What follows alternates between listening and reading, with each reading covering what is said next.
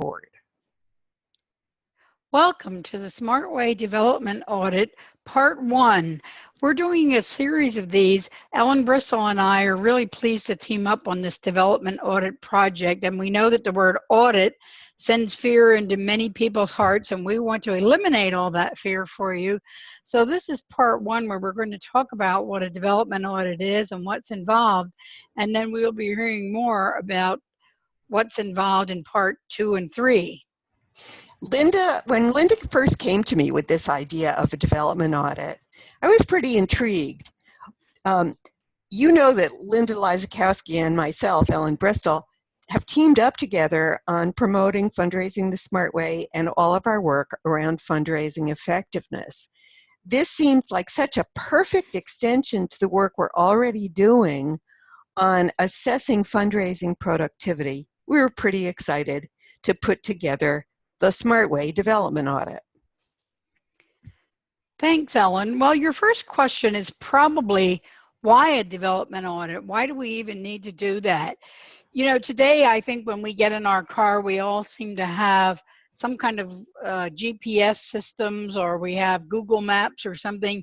So the old-fashioned paper map that you see this girl holding is probably outdated, but I still like to compare a development audit with looking at a roadmap, because you need to reach your destination, and first of all, you need to know where you are. That's one great thing about GPS systems. It's wonderful to get in your car and the GPS knows exactly where you are. It amazes me that my phone can tell me exactly where I am.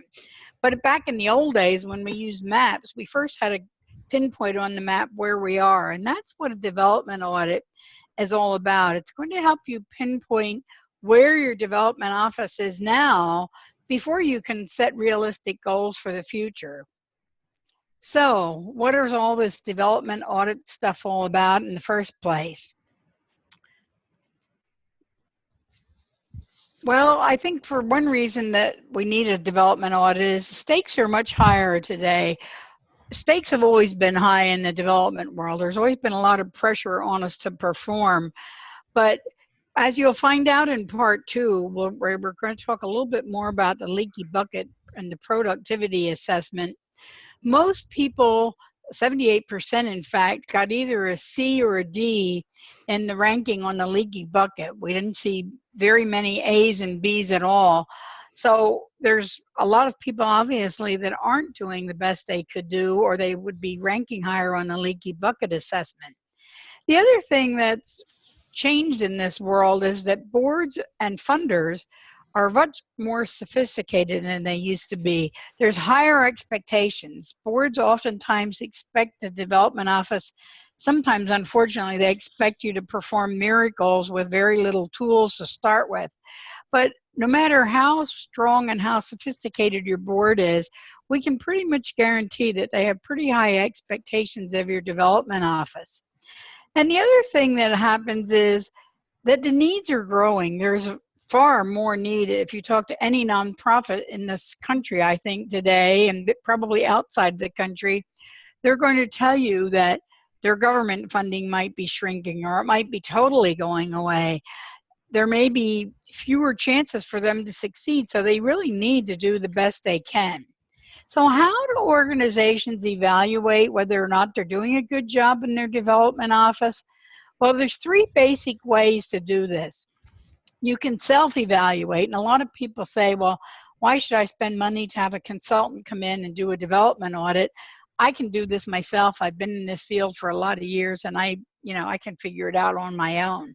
Well, that might be true up to a point, and in the next session, we're going to tell you some ways that you can evaluate some things on your own, and we're going to be pointing you to some tools that you can use to do some self-evaluation. But I always compare this to perhaps waking up one day and having a little bit of a headache. We have very, very bad sinus conditions where I live right now, and everybody seems to have sinus headaches and allergies and everything else. And usually if you wake up with a headache, you go to your medicine cabinet and you pop up an aspirin or a Tylenol or whatever is your preferred painkiller, and that can kind of solve your headache. But if you have crushing migraine headaches or something that's causing pressure on your brain somewhere, you don't want to pop a pill and try to evaluate that yourself. You want to go see a doctor, and you have to get a professional opinion. So that's the disadvantage of doing self-evaluation. It can take you so far, but it can't really give you that objective, experienced, and valuable knowledge that an outside person is going to have when they do this evaluation. The leaky bucket assessment, which you're also going to hear more about in part 2, is a great starting tool. And as Ellen said, this is how we got together. I learned about her leaky bucket assessment, and I was so impressed with it because I've always been a strong supporter of really trying to get in there and assess what you're doing and make sure you can do it better, but getting that assessment phase done. So the leaky bucket is a wonderful starting tool, and it's free of charge. We'll tell you in the next session how you can access that leaky bucket. But again, it only goes so far. So when Ellen and I got together and talked about the next step in this process, the logical next step was a full-blown development audit. But we also realized that sometimes you can't afford to hire a consultant, or you don't have the time that's going to be involved. So we're going to be making this whole development audit process much easier for you and much less expensive. But first, we want to tell you what typically gets audited when you do conduct a fundraising audit.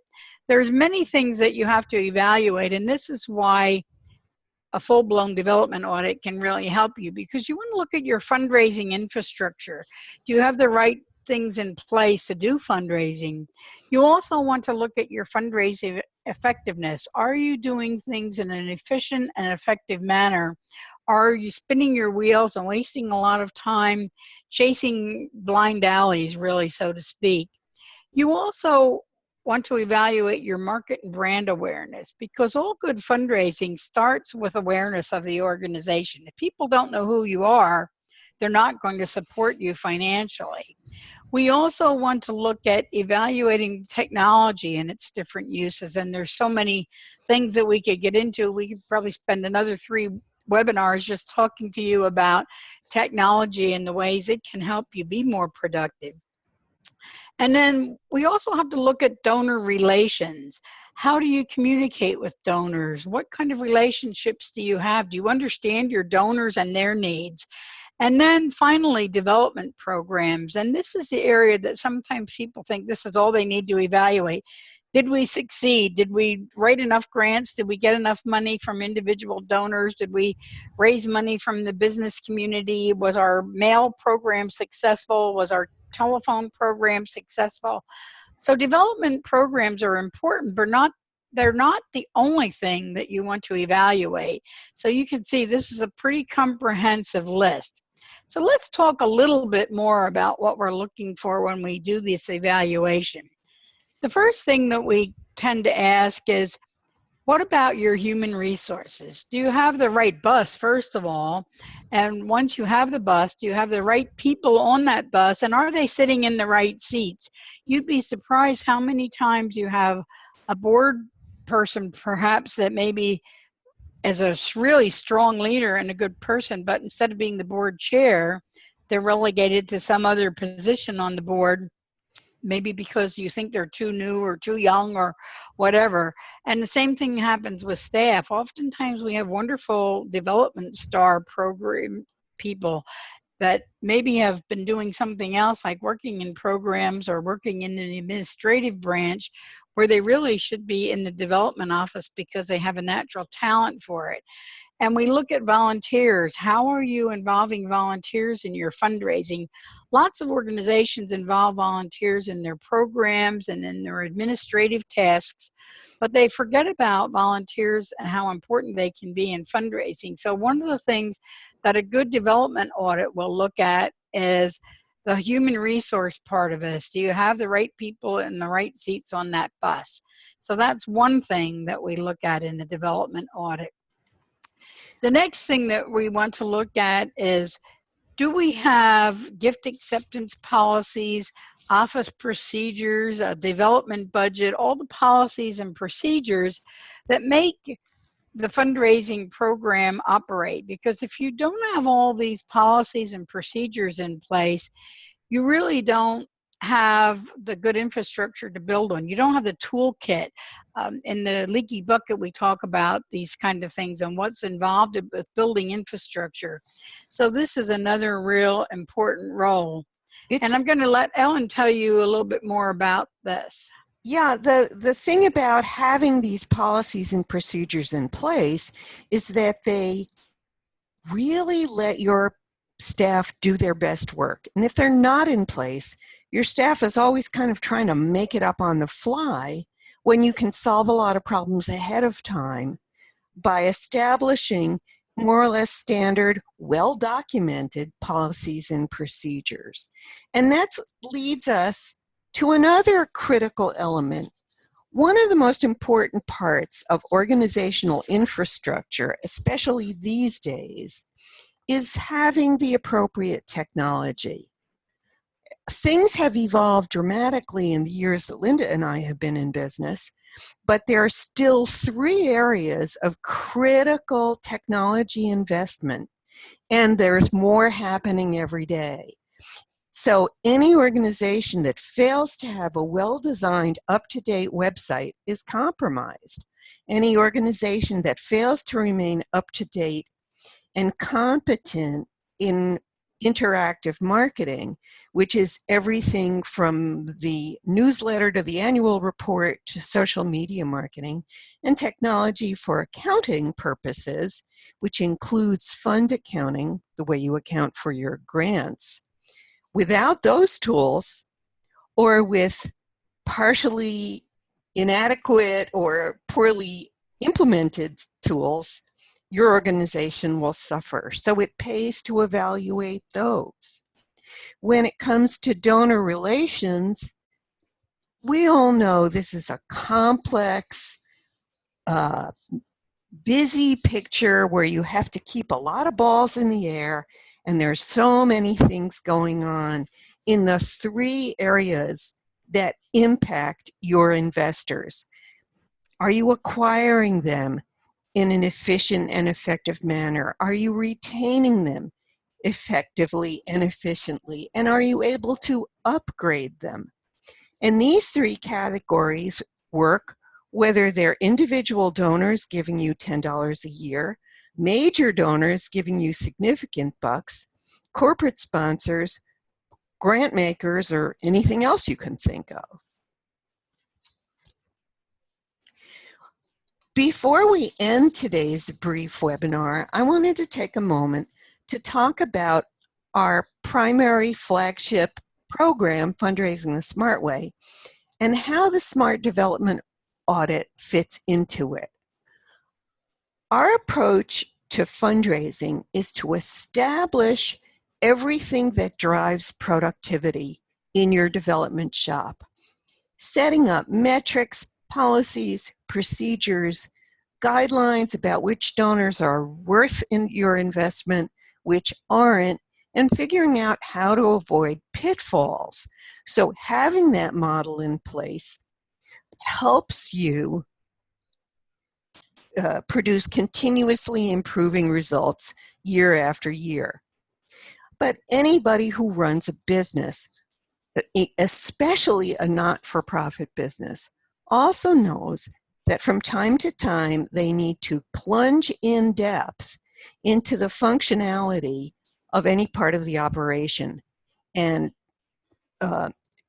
generating income through philanthropy is what the SMART Way Audit is all about. It's an in-depth review. It's highly affordable. It's extremely objective, partly because we let you gather data from all of your stakeholders and constituents, as many as you want. And when we produce the report, you're welcome to share that report with your favorite experts and not just rely on us.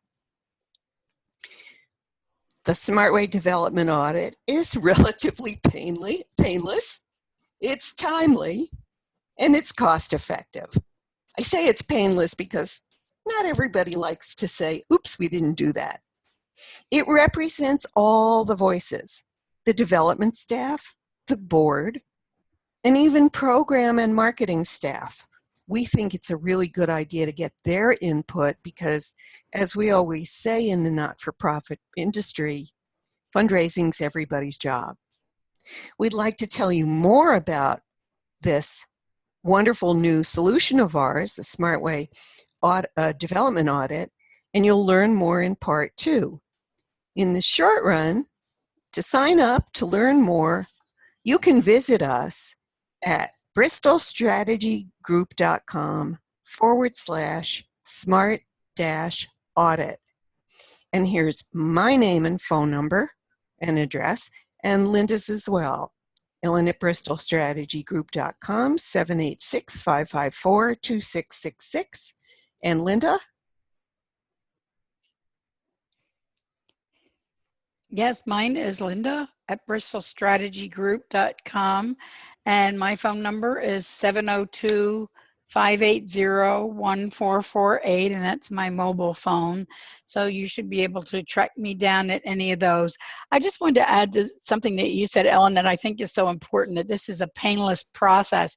Many people shy away from audits because they're afraid it's going to reveal something that they don't want publicized to their CEO or their board. And I remember talking to a woman once who said, well, I need a development audit, but I don't want to do it because I'm afraid I'm going to fail. So I don't want you to think about this as a pass-fail strategy. We're not going to come out with little rulers and smack your fingers if you didn't do well.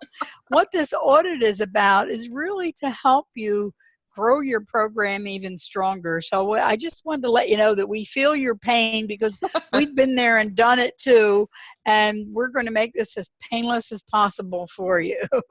So Thanks, we look forward to part 2.